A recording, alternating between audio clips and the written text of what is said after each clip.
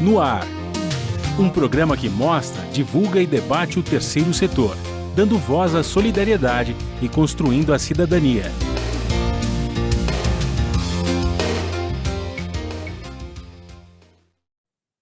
Olá, bom dia. Eu sou Joel Scali e começa agora o Observatório na Brasil Atual, um programa do Observatório do Terceiro Setor com a co-apresentação do jornalista Franklin Valverde. Bom dia, Franklin. Bom dia, Joel. Bom dia a você que está em sintonia aqui no Observatório na Brasil Atual. Qual é o destaque da semana no programa de hoje? Olha, Joel, destaques tem muitos, né? Não vou nem entrar na questão das mortes subindo, caminhando para 500 mil aí na pandemia, o massacre de Jacarezinho, mas eu quero retomar um outro assunto que não está tanto na mídia, mas que é muito importante. Essas ações do governo de querer retornar o voto impresso, né? Isso é um retrocesso de quase 100 anos, Joel, porque, na verdade, através do voto impresso, você vai criar mecanismos de controle da eleição. Os grupos, principalmente de milicianos, em algumas regiões do Brasil afora, vai ter como controlar em quem que as pessoas votaram e, às vezes, até a compra do voto. Você me traz aqui a cédula impressa que votou em fulano de tal, eu lhe dou tanto, né? Ou seja, é um retrocesso absurdo em pleno século XXI. Nós estamos engatar a marcha ré, estamos voltando com tudo. Agora nós devemos estar de volta perto. Se voltar efetivamente o voto impresso, a gente vai estar por volta dos anos 30 do século passado. Temos que combater essas visões de retrocesso absurdo neste país. Outro retrocesso é o combate em relação às políticas públicas do racismo estrutural do país. O programa de hoje vai falar sobre a população negra e o 13 de maio. De acordo com os livros de história, em 13 de maio de 1988, a princesa Isabel assinou a Lei Áurea, estabelecendo a abolição da escravatura. O documento daria fim a anos de exploração da população negra. Na verdade, marca o início de uma nova resistência. Para refletir sobre o assunto, nós vamos conversar com o professor Ricardo Alexino Ferreira, professor associado da Escola de Comunicações e Artes da Universidade de São Paulo e membro da Comissão de Direitos Humanos na mesma instituição. Ao Túlio Custódio, que é sociólogo e curador de conhecimento na Inexplorato. Você conhece as notícias do mundo, você vai saber as notícias do mundo com Ana Paula Loureiro, da Rádio ONU, direto de Nova York. E os destaques do site do Observatório do Terceiro Setor com a Isabela Alves. Bom dia, Alexino, seja muito bem-vindo ao nosso programa. Bom dia, Joel, mais uma vez obrigado pelo convite. É sempre bom estar aqui com você. O Franklin também, tudo bem, Franklin? Tudo bem, Ricardo. O Túlio Custódio, né? Acabamos não nos falando antes, mas é um prazer conhecê-lo, Túlio. Que estágio você colocaria a luta no combate ao racismo estrutural do país, Alexino? Olha, o que a gente percebe, né? Nós estamos tendo a possibilidade de perceber que um líder de nação, um presidente, né, dentro de sistemas republicanos, a gente não tinha muito a dimensão do tanto que são importantes, né? Porque dentro da estrutura aparecem outras, como o Congresso, como o STF, e geralmente a gente achava que um presidente ele não tinha um poder tão grande. E o que se percebe é que o poder que eu me refiro, né, em relação ao presidente que está aí, eu não gosto muito de falar o nome dele, mas, enfim, o Bolsonaro, de que aquilo que é subjetivo pode ter um efeito muito grande dentro da sociedade. Então, ele, como um líder de governo, enquanto presidente, é impressionante como a fala pode ir criando novas estruturas e naturalizando outras que são bastante perversas, né? Como racismo, sexismo, a injustiça social, né? E isso vai configurar algo que vem já desde a segunda metade do século XIX, né?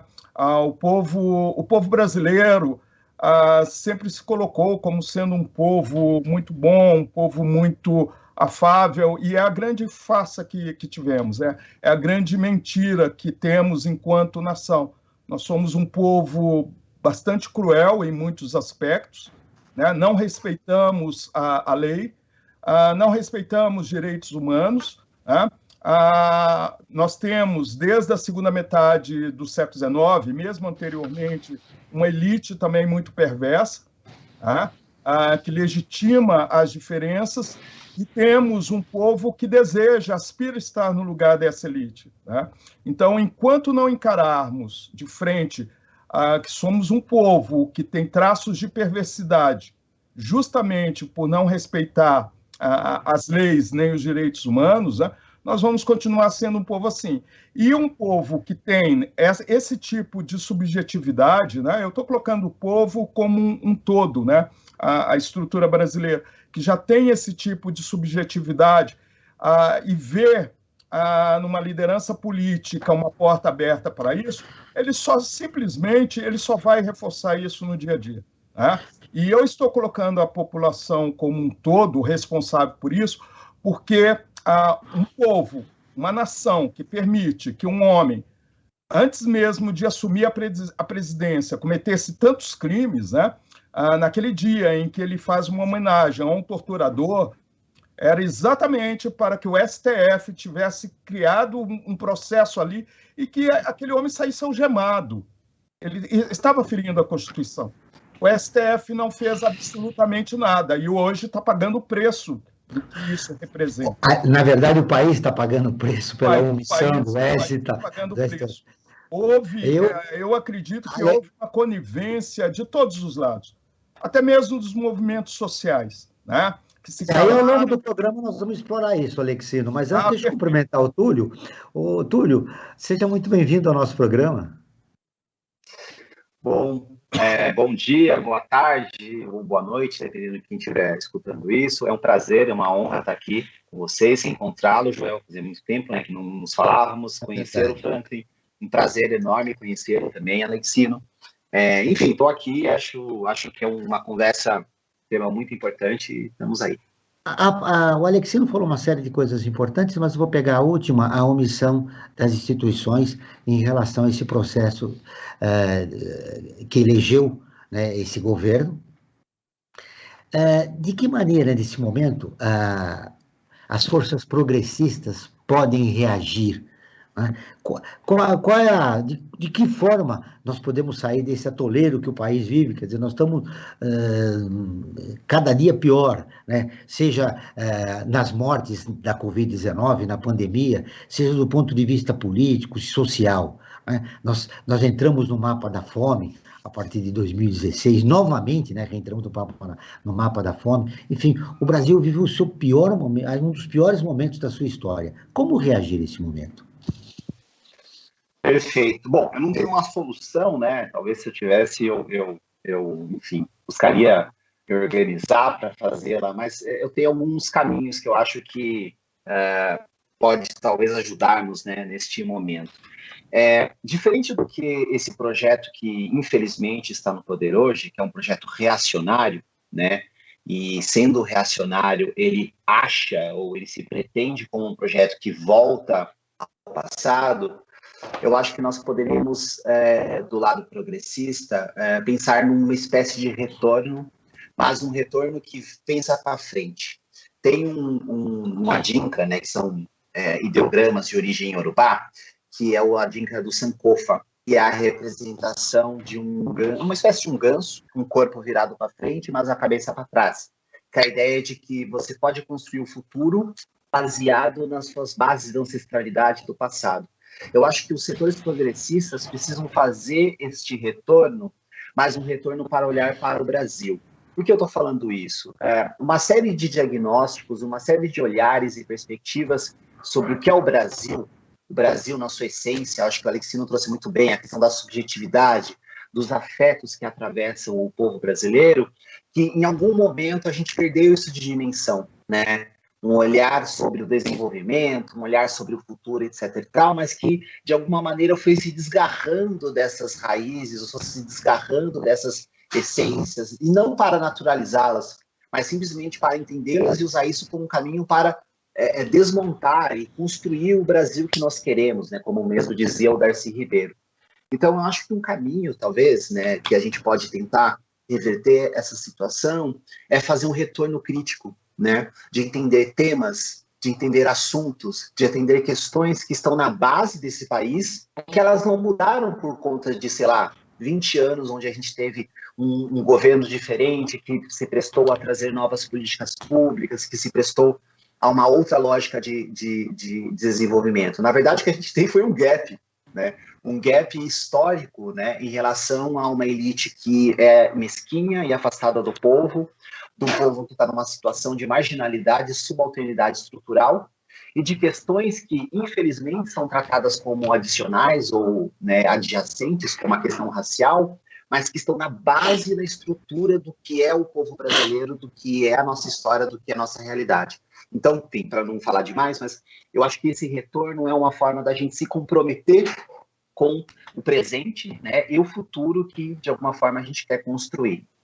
Lutar por um projeto coletivo de país que beneficie a maioria da população brasileira. No último ano, a historiadora Hebe de Matos escreveu um artigo em que destacava a importância de reconhecer o dia 3 de maio como um dia de luta. Ela lembra que o 3 de maio de 1988 só foi possível por causa da luta negra. Foram as fugas em massa dos últimos escravizados e a luta abolicionista que tornaram a liberdade uma realidade antes da lei. No artigo, ela ainda destaca que não houve reforma agrária para garantir o acesso à terra para os ex-escravizados, ou repratação para os libertos, evidenciando que o documento assinado pela princesa Isabel não completou a abolição. Alexina, eu quero sua visão rápida, crítica, a respeito desse 13 de maio, que é muito contestado pelos movimentos negros no país. Bom, é necessário a gente ver como se dá a lógica também do poder no Brasil, né? O movimento pela abolição da escravatura era um movimento que já vinha há algum tempo naquele período, reivindicando aí a abolição. Inclusive, os abolicionistas, né, um dos mais conhecidos, o Luiz Gama, ele já estava envolvido dentro desse processo. E é interessante que o Brasil também vinha sofrendo pressões externas para que se proclamasse a República, visando aí também a questão de circulação de mercadorias. Então, era um dos últimos países escravocratas, e os abolicionistas lutavam por isso, inclusive pela questão também humanitária. É interessante que, como a elite ela processa as coisas, quando ela vê que é inevitável, então a princesa Isabel, ela acelera esse processo.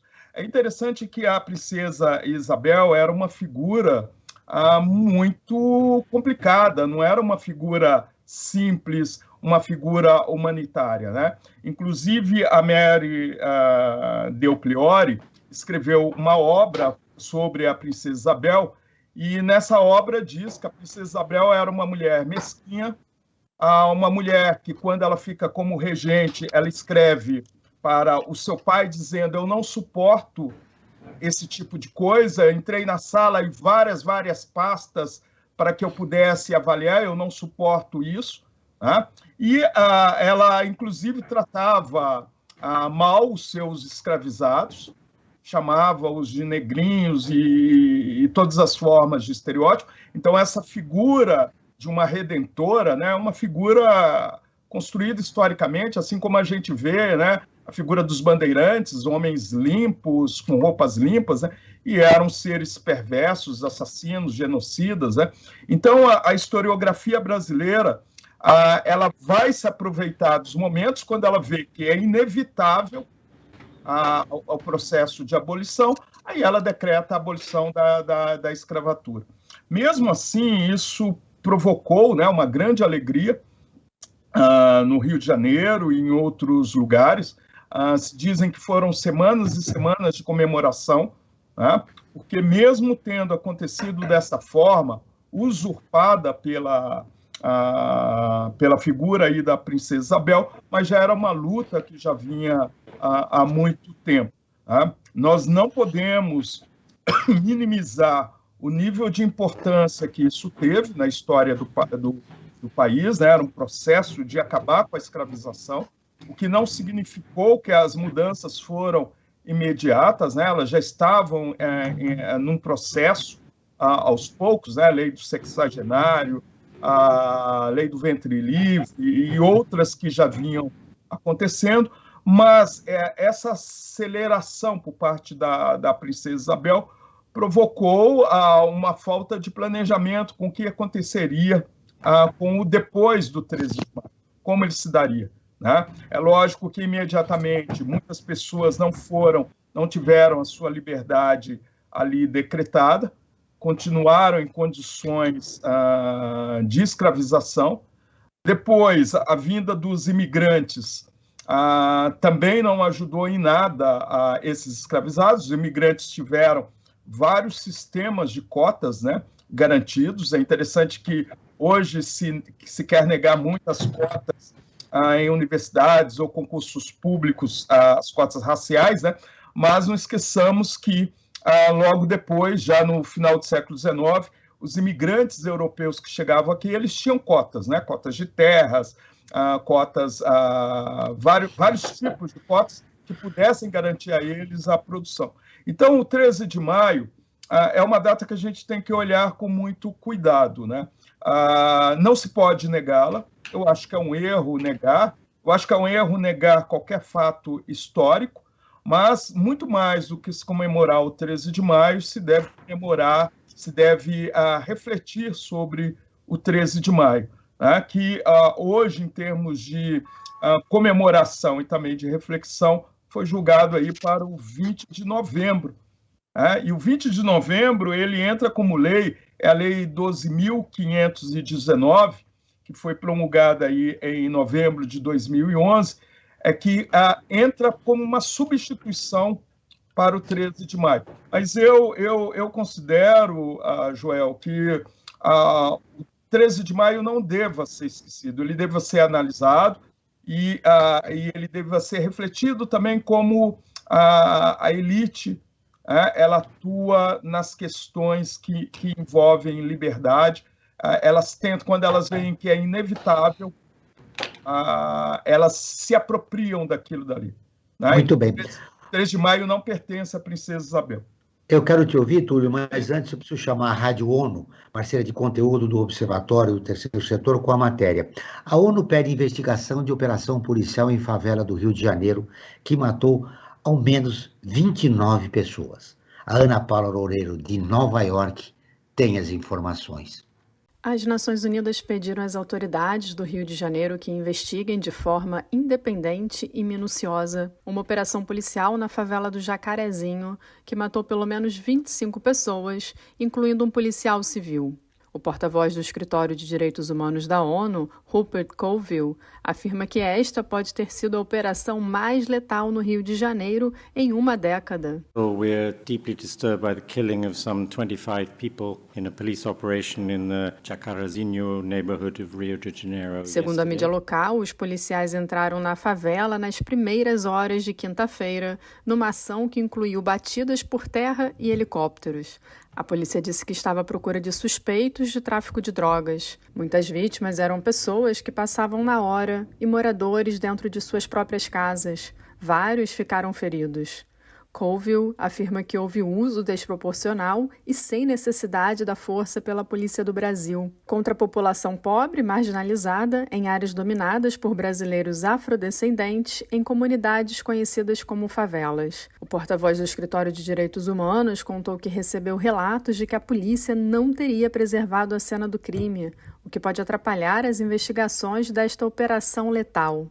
Para ele, é perturbador que a operação tenha ocorrido apesar de uma decisão do Supremo Tribunal Federal no ano passado de restringir operações policiais nas favelas do Rio de Janeiro devido à emergência da pandemia.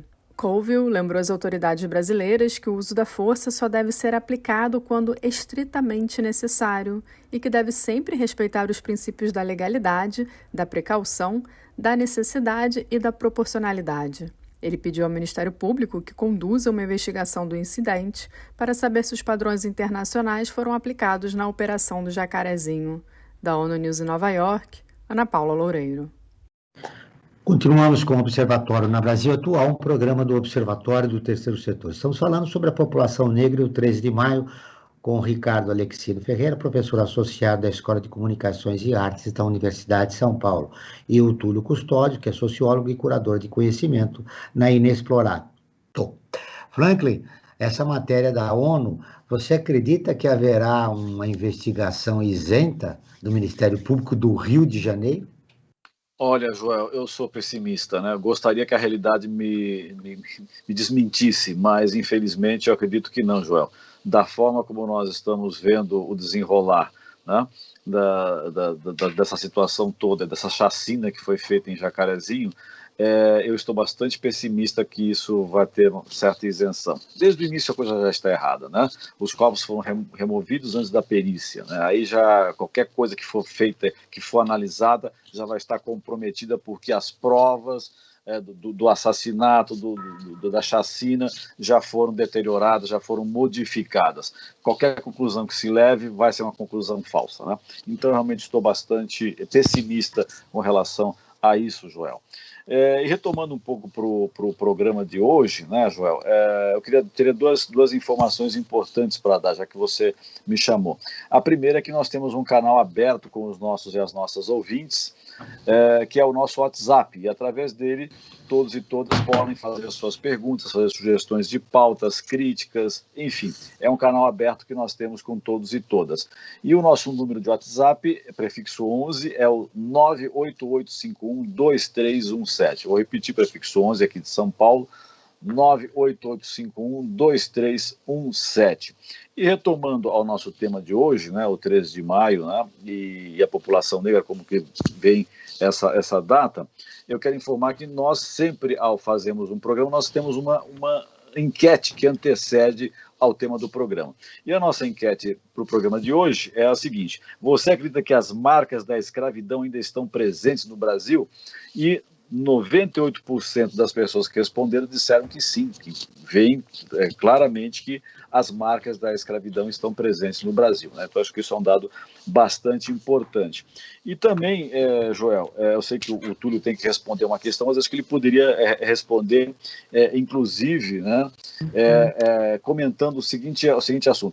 Eu, quando garoto, não tem como a gente não lembrar, né, com a conversa tanto que o Túlio e o Ricardo estão colocando, que o 13 de maio, né, era ensinado nas escolas e parecia um pouco um conto de fadas, né? Para nós era um conto de fadas, né? A benemérita princesa Isabel assinou com uma pena, né, como se dizia, com a pena, a lei áurea que libertava os escravos. E no dia seguinte, que maravilha, todo mundo livre e tal. Só que eles não está colocado, que a gente veio saber depois, que a população negra foi jogada para a rua, muitos deles, né, sem direito a absolutamente nada, só com a roupa do corpo, roupa não, trapos, né, só com os trapos que eles se vestiam para a rua e se vira, né? O problema é de vocês agora, vocês estão livres, né? E não tinha nenhuma compensação pelo trabalho todo desenvolvido, além da questão das açoites, de toda a situação. E eu coloco, dentro dessa situação, né, a escola que não fazia isso, hoje, o que a escola pode fazer para passar a real história do que foi esse período trágico do Brasil? Vou começar pelo Túlio, que já tinha que responder à questão anterior que eu já tinha colocado. Nossa, é uma questão complexa. Vamos lá. Bom, sem dúvida há traços, né, da escravização, né, do período da escravização, e é interessante porque ele é um arco que dá não só sentido ao que nós estamos conversando aqui hoje, né, o contexto do 13 de maio, mas também dá arco para entender o que aconteceu no Rio de Janeiro na semana passada, né, como a matéria que a Ana está em Nova York nos trouxe, né. O que a gente vê do processo da escravização é a produção de um sujeito que não vale nada, de um ninguém, né? Um dos maiores legados que o racismo e a escravização teve para o povo negro no contexto do Brasil e no contexto da diáspora é um povo que não vale nada. É uma vida que não é digna de ser vivida e preservada. Essa vida que não é digna de ser vista, cuidada e preservada é uma vida que pode ser facilmente aniquilada, que é o que a gente vê nas operações policiais na contemporaneidade, mas ela é principalmente uma vida que tem um apagamento em relação ao seu protagonismo. Aí nós chegamos à questão do 13 de maio e o que talvez a gente possa fazer nas escolas. Nós precisamos retomar o protagonismo do povo negro em relação às suas estratégias de luta e resistência para a situação que ele viveu durante todo o período de escravização e posterior à escravização, posterior à abolição, né? Uma das coisas que faz com que a gente aprenda na escola o 13 de maio, como esse conto de fadas, né, como esse momento da pena que a princesa queridíssima, né, bela e recatada, assinou e libertou todos os negros, é tirar o protagonismo dessas pessoas. Como o Alexino já mencionou, Luiz Gama, mas também temos o José do Patrocínio, também temos o próprio André Rebouças, que era, inclusive, muito próximo da coroa, próximo da família real. Nós tivemos um protagonismo gigantesco de pessoas negras que se movimentaram pelo menos por 20 anos, né? A gente sabe que hoje, com as pesquisas, que o movimento abolicionista foi um dos primeiros movimentos sociais do Brasil, né, que teve o protagonismo fundamental das pessoas negras para fazer acontecer, seja dentro do movimento, com essas pessoas que eu citei agora, mas fora dele também, né, com as revoltas, com a atividade, Luísa Maínhos, Valese, etc. e tal. Então, talvez, né, para a escola, um caminho é a gente retomar esse protagonismo, né? Retomar a possibilidade de entender e contar os fatos da história do Brasil com a luz dessas pessoas negras que participaram ativamente dela, e não foram só espectadores ou seres que esperaram a benevolência deste, né, seja da coroa, seja do Senhor, e por aí vai. Alexino, a abolição incompleta repercute até hoje na sociedade. De acordo com dados da Subsecretaria de Inspeção do Trabalho, analisados pela Repórter Brasil, a cada 5 trabalhadores resgatados em situação análoga à escravidão entre 2016 e 2018, 4 são negros. Eles representam 82% dos 2,4 milhões trabalhadores que receberam seguro-desemprego após o resgate. A maioria são homens jovens, nordestinos e sem escolaridade. Além disso, de acordo com o IBGE, quase 4 em cada 10 vítimas do trabalho infantil no Brasil entre 5 e 17 anos são negras, pretas ou pardas. Alexino. Pois é, acho que os dados aí deixam muito evidentes, né, o que tem sido a questão do trabalho negro no Brasil, né, das pessoas negras no Brasil. Então, é um trabalho colocado como uma mão de obra muito próxima à ideia de que essa mão de obra é como se fosse um animal trabalhando, né, ainda persiste isso daí, os direitos trabalhistas eles não são garantidos, e eu acredito que a gente precisaria, quando você fala, né, como a educação ela pode reverter um pouco esse processo, é bom a gente saber que educação e ciência por si só não representam nada, né, tem que ser um projeto, né, porque a educação ela pode ser tão maléfica como revolucionária, a ciência ela pode ser tão maléfica também, como também uma percepção social, né? Não esqueçamos que o sistema nazista utilizou muito bem a educação e muito bem a ciência em prol de interesses muito escusos, né?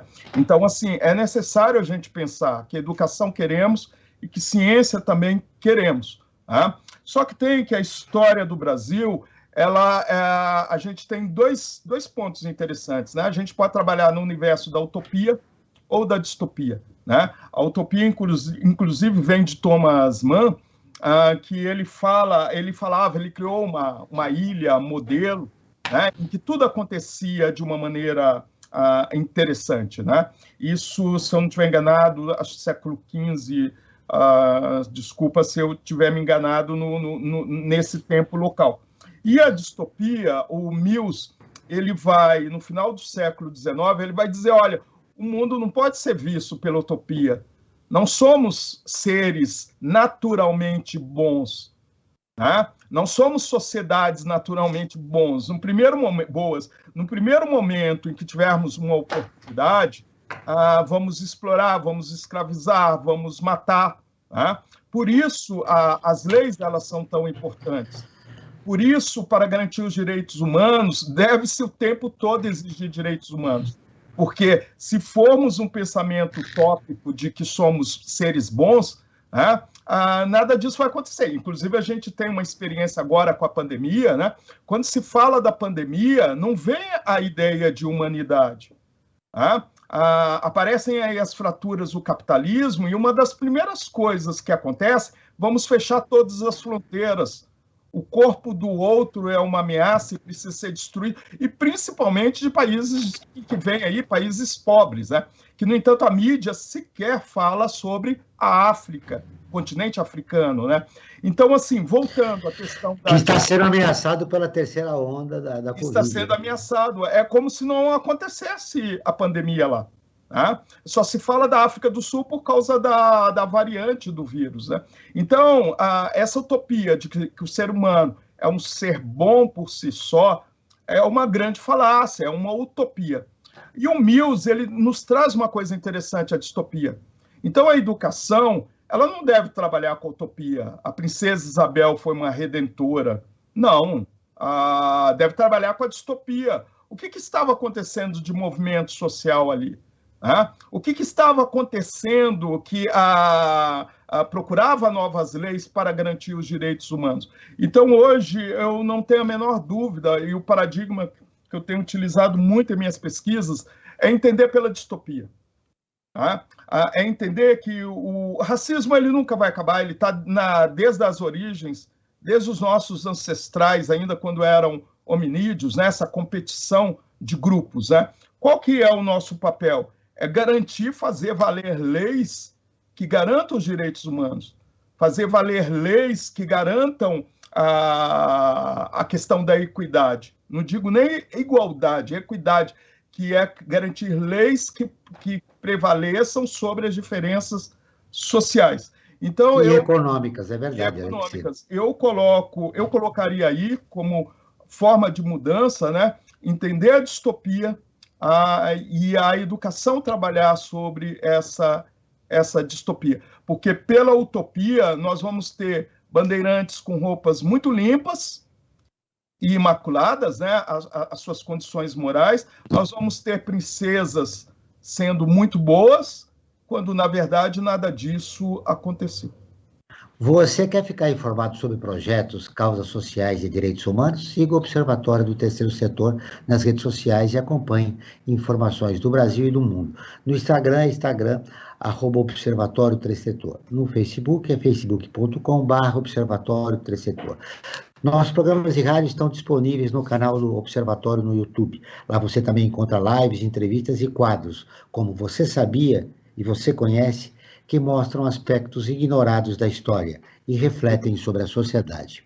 No nosso canal você pode conhecer de forma rápida e informativa as histórias de Luiz Gama, Dragão do Mar, André Rebouças e Adelina, figuras importantes para a abolição no Brasil.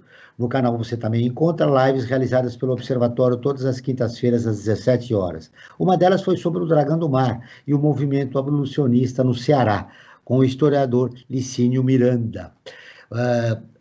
Túlio, eu quero te ouvir agora. O Alexino colocou coisas importantes a respeito da distopia, de que maneira a educação pode abordar esse assunto, que ainda fica um tabu, mas ele colocou ao longo do nosso programa também questões que eu gostaria de repercutir com você. Quer dizer, a abolição foi pressionada por aspectos econômicos, né, do mundo, a respeito da importância do Brasil, de que nós não tivemos cotas para os negros que foram libertos, e depois, imediatamente, anos depois, foi criado leis para que os colocassem na cadeia, porque eles não tinham trabalho, já que eles estavam libertos. Não existiam cotas para negros, mas existia para imigrantes. Eu quero tua visão a respeito disso. De que maneira nós podemos abordar, a partir de agora, a história do negro depois da sua libertação, depois de 1888?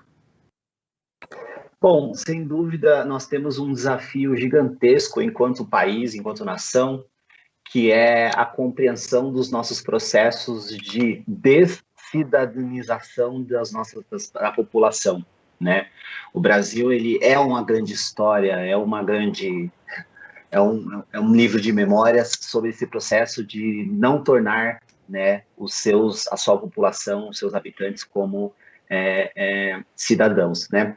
Isso significa que na estrutura, na base desse processo da cidadania segunda classe, né, como muitos intelectuais negros mencionaram durante todo o século XX, né, está o negro, né? Ele é um ótimo exemplo, ele é um bom exemplo, triste, né, mas é um ótimo exemplo, com aspas aí, sobre o que significa um país que diz que inclui, né, diz que insere na sua jurisdição, mas não insere de fato. Transforma-o em ente jurídico, mas não dá as condições necessárias e efetivas.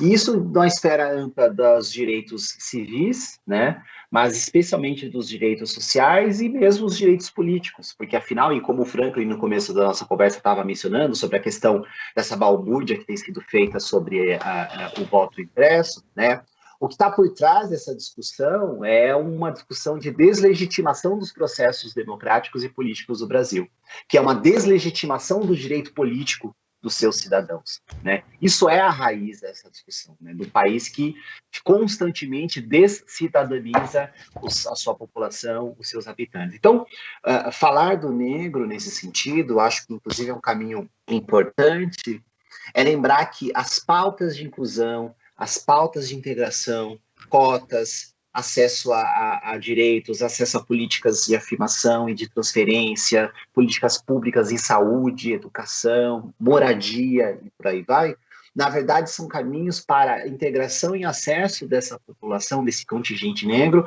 à cidadania de fato, né? Algo que no nosso país ainda é uma utopia, né? Algo que ainda está muito distante da realidade com a qual a gente lida, né? Eu acho que esse é um lugar que essa discussão assume. E aí, lembrar, né, e finalizo com isso, que essa é uma batalha constante, né? O que a gente percebe no nosso país, retoma a questão do gap, né, o que foi as primeiras 2 décadas aí desse século, né, que estamos agora, né? A realidade do Brasil, a perenidade, é a violência, é a descidadania, é a segregação e exclusão de seus habitantes, né? Então, por isso que a gente precisa ficar firmes e constantes na batalha por acesso a esses direitos, porque aquilo que parecia que estava garantido, por exemplo, leis trabalhistas, algo que nós temos há quase 100 anos, não está. Então, a gente precisa ficar vigilante em relação a esse processo, porque a tendência é sempre voltar para trás. Agora vamos ouvir as notícias de destaque do site do Observatório do Terceiro Setor com a repórter Isabela Alves. Olá, Isabela, bom dia, tudo bem? Bom dia, Joel, bom dia, Franklin, bom dia aos convidados e ouvintes. Hoje eu trago as notícias de destaque do nosso portal. A primeira delas é sobre cachorros que, após serem rejeitados e caírem em depressão, foram adotados. Louis e Bridget foram adotados ainda filhotes pela primeira família. Após terem se acostumado a viver na primeira casa, eles tiveram dificuldades para se adaptar à nova vida. Meses depois, a nova dona Mônica decidiu visitar o canil e, ao ver os irmãos, decidiu adotá-los. Outra notícia é sobre um jovem que superou o preconceito e criou uma ONG para ajudar pessoas carentes. Ainda na infância, Ashish Dakal saiu de um campo de refugiados no Nepal e foi morar nos Estados Unidos. No novo país, ele precisou enfrentar o preconceito em relação à sua origem e à sua religião e viu que precisava ajudar outras pessoas vulneráveis. Para encerrar, nós temos a notícia de que o Japão realizou o primeiro transplante de pulmão de doador vivo para mulher com Covid. Este foi o primeiro caso em que o tecido pulmonar foi transplantado de doadora vivos. O marido e filho da paciente se ofereceram para doar parte de seus pulmões. Esses são os destaques da semana, mas para ficar por dentro de outras novidades do Brasil e do mundo, basta acessar o nosso portal, observatoriotrisetor.org.br. Essa foi a repórter Isabela Alves, que volta na próxima semana. Obrigado, Isa, até lá. Alexino, nomeado pelo presidente Jair Bolsonaro em novembro de 2019 para presidir a Fundação Cultural Palmares, que desde 1988 atua na preservação e promoção da influência negra na sociedade brasileira, Sérgio Camargo foi considerado pela ONU inapto para ocupar o cargo. Em carta ao governo brasileiro, relatores da organização questionaram a condução do órgão em uma ação sem precedentes. Desde que assumiu o cargo, Camargo censurou e excluiu personalidades negras importantes da história do país. Ele diminuiu as demarcações de terra quilombolas e alega que no Brasil ocorre um racismo Nutella. E chama Zumbi de Palmares de falso herói. Pois é, o Sérgio Camargo... Você sabe que o pai dele é Oswaldo Camargo, né? Um grande militante, um escritor com várias obras, né? Eu tive já oportunidade de acompanhar a carreira dele e também de entrevistá-lo, né? Então, é um intelectual negro bastante interessante e Oswaldo Camargo é pai do Sérgio Camargo. Você sabe que a maneira virulenta que o Sérgio Camargo atua, eu acho que faz parte daquilo que tem sido a proposta do governo Bolsonaro, né, em várias questões. Mas eu acho que as coisas que o Sérgio Camargo coloca ali são tão absurdas que, por vezes, eu gostaria até de procurar um entendimento pela psicanálise, né? Talvez o complexo de Édipo, né?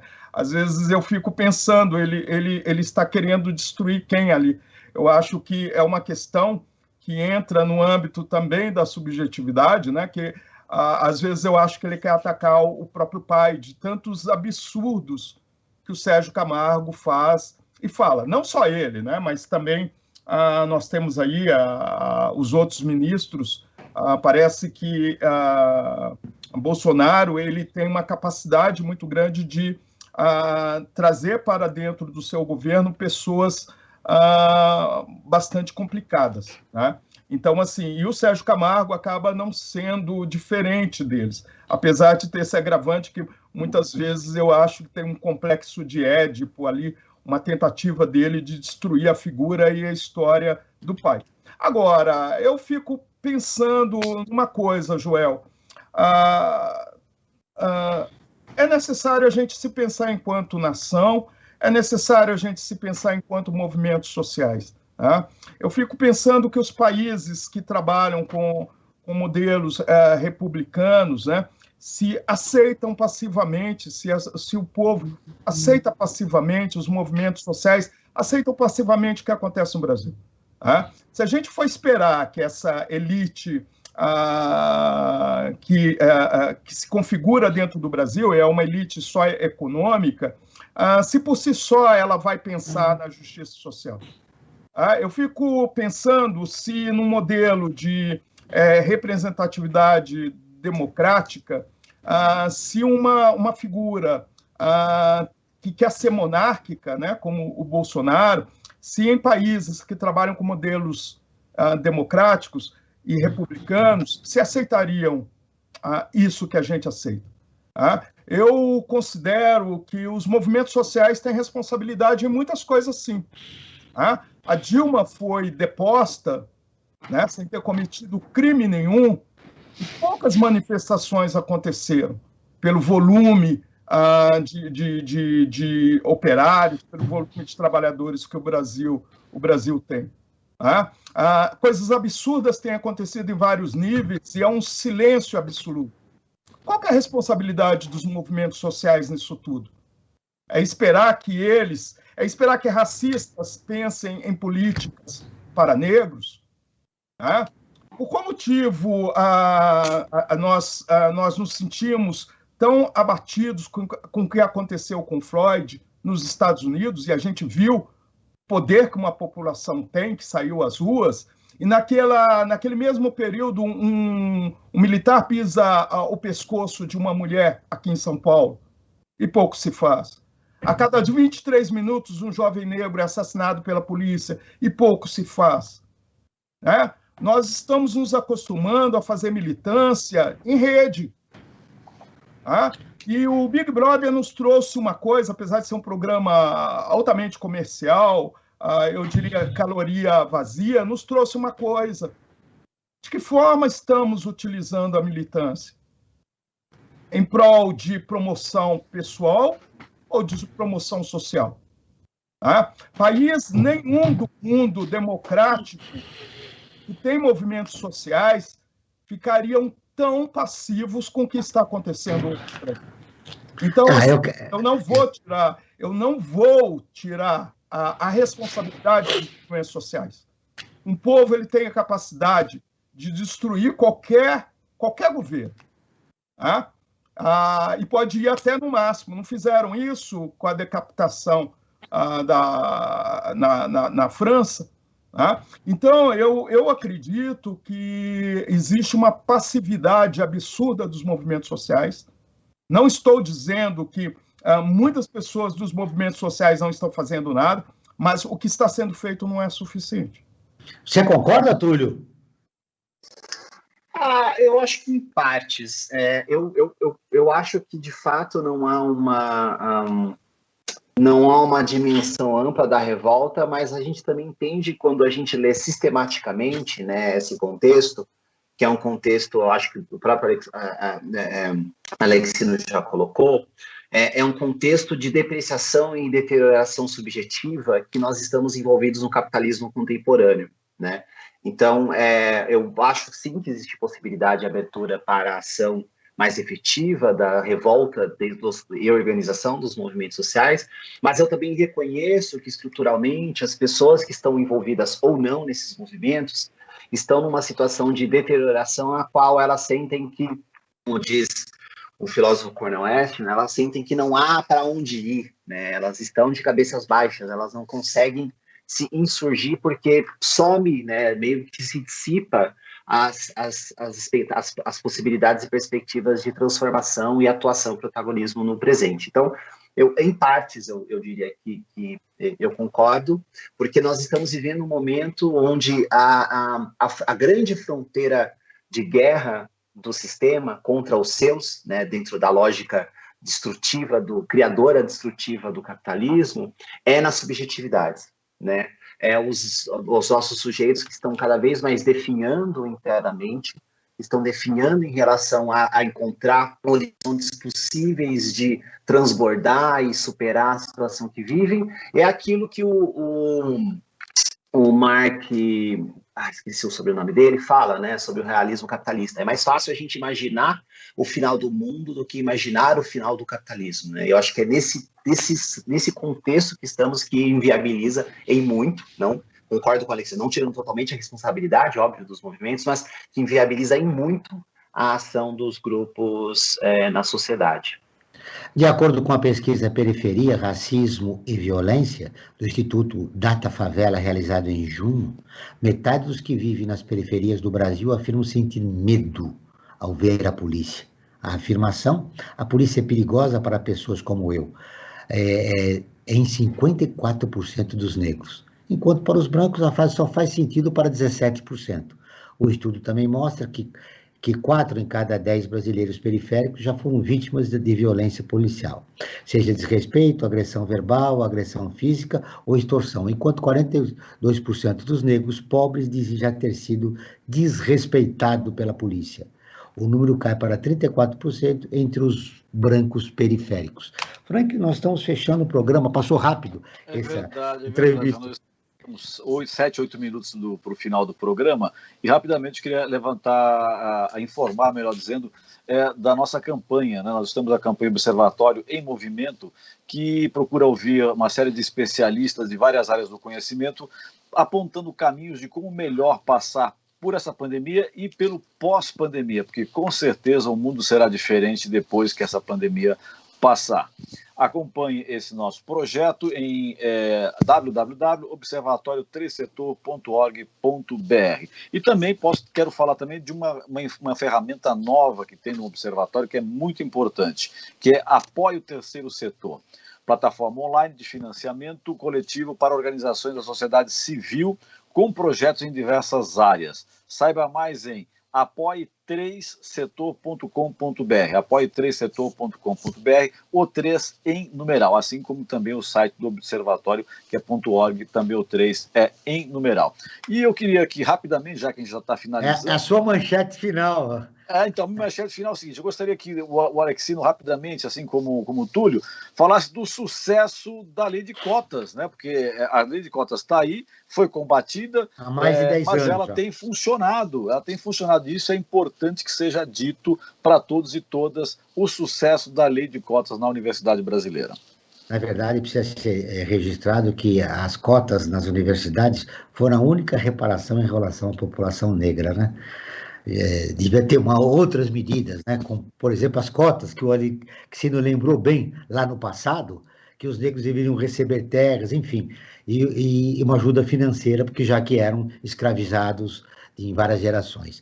Alexino, rapidamente, por favor, que nós estamos fechando o programa. Sim. Eu acho que as cotas, né, mostram o quanto a equidade, né, ela pode ser importante, né, porque faz garantir os direitos dos desiguais, né, e realmente tem sido, sim, algo bastante significativo. A USP foi uma das últimas universidades públicas, né, resistiu ao máximo a implantar o sistema de cotas raciais, não tem 2 anos por aí que houve a implantação. O que se percebe é que os alunos que entram pelas cotas raciais, eles têm uma capacidade muito grande de desenvolvimento.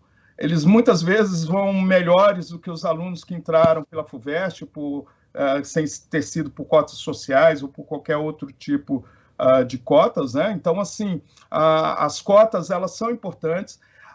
E também não é só o fato do aluno estar lá. As cotas estão obrigando aquilo que a gente chama de decolonidade, né? Que seria as narrativas, outras narrativas que não só as narrativas europeias sobre vários temas, né? Então, as cotas estão trazendo para dentro da universidade outras temáticas. Eu dou aula também no programa, sou professor do programa de Humanidades, de pós-graduação, Humanidades, Direitos e Outras Legitimidades, e esse programa ele também tem cotas para pós-graduandos, e é interessante que o paradigma de decolonidade tem crescido muito.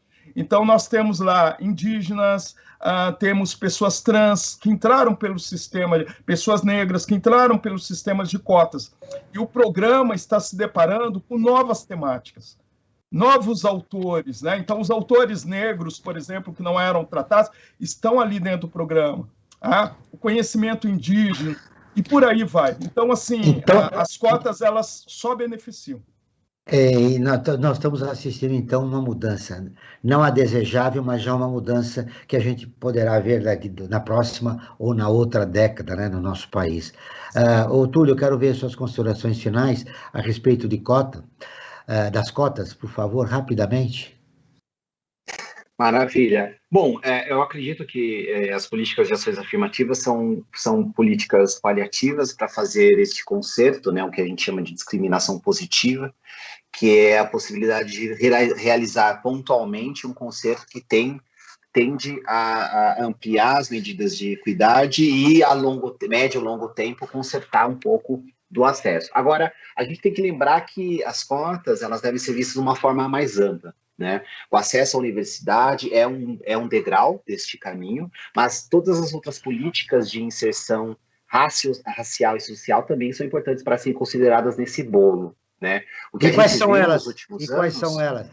Vou mencionar na sequência. O que a gente viu nos últimos anos é que a gente não consegue ver só de maneira isolada a importância que as cotas tiveram para o acesso da universidade, mas a gente tem que olhar, por exemplo, as políticas de transferência de renda, né? O que o Bolsa Família fez, especialmente no Nordeste e no Norte do país, está diretamente associado com esse fluxo virtuoso, onde as pessoas têm acesso à renda, elas têm condição de alguma forma, desenvolver-se localmente, e esse desenvolvimento local, que inclusive está atrelado a manter as crianças na escola, mantém o ciclo de desenvolvimento dessa criança, ou seja, essa criança começa lá na base, né, tendo condições de manter-se na escola, porque os pais têm uma renda, e ela consegue sair desse ciclo dentro da universidade, né, com programas como Enem, ProUni, Sisu, Reúne, por aí vai. Então, é muito importante a gente olhar isso de forma ampla, e é um primeiro, é um start, é um primeiro, digamos assim, é um pontapé que é triste, né, o riso da tragédia, mas novamente está em perigo, né? A gente entende, são quase 20 anos de cotas implantadas, pelo menos as primeiras universidades que receberam o programa, e hoje nós estamos em constante perigo delas serem revertidas. Então a gente precisa lutar e batalhar para que ela continue, enfim, é fundamental. E só por último, só para reforçar algo que o Alexino falou que é muito importante, é que a presença desses outros corpos e experiências na universidade transforma a universidade num lugar melhor. A universidade precisa desses projetos de sociedade, de visão e de futuro que vêm de corpos negros, que vêm de corpos periféricos, que vêm de corpos femininos, mesmo que eles já estivessem na universidade, mas agora com outro impulso, com outro ímpeto, que venham de corpos indígenas, de uma experiência que tende, sim, a construir novas possibilidades de projetos de nação, seja em temas de pesquisa, né, com os temas de decolonialidade, etc. e tal, mas também um olhar das outras ciências, né? Afinal, é sobre isso que a gente está falando, né? Produção de conhecimento, ciência, para o uso da nossa população, da nossa sociedade. É isso. Muito bem, obrigado, Túlio. Alexino, numa frase, desse momento de retrocesso pelo que o país passa, do que você tem mais medo? Que eu tenho mais medo? De tudo, dessa passividade, por outro lado, dessa agressividade. Eu tenho medo de tudo. Eu na verdade, assim, em um determinado momento, durante o governo Lula, eu pensei, o futuro que sempre falavam do Brasil chegou, né? E hoje eu tenho medo que a gente não consiga sair mais disso, ou vai demorar muito tempo. O Observatório na Brasil Atual está terminando. Agradeço a presença de Ricardo Alexino Ferreira, professor da Universidade de São Paulo, e do sociólogo Túlio Custódio. Esse programa foi produzido pela equipe do Observatório do Terceiro Setor. Na próxima terça-feira, às 9 horas, acompanhe nosso programa Brasil Cidadão, sempre com assuntos importantes da atualidade. E ficamos por aqui, sempre na luta por uma sociedade mais justa, solidária, sustentável e tolerante. Até o próximo programa.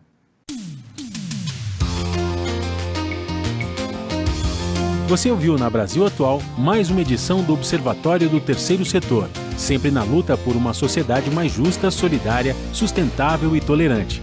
Observatório do Terceiro Setor, o olhar da cidadania.